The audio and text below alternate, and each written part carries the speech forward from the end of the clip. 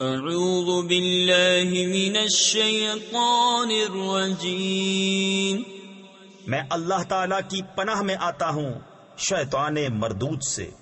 بسم اللہ الرحمن الرحیم، اللہ کے نام سے شروع جو نہایت مہربان رحم والا۔ لإيلاف قريش إيلافهم رحلة الشتاء والصيف فليعبدوا رب هذا البيت الذي أطعمهم من جوع وآمنهم من خوف۔ اس لیے کہ قریش کو میل دلایا، ان کے جاڑے اور گرمی دونوں کے کوچ میں میل دلایا، یعنی رغبت دلائی، تو انہیں چاہیے اس گھر کے رب کی بندگی کریں جس نے انہیں بھوک میں کھانا دیا اور انہیں ایک بڑے خوف سے امان بخشا۔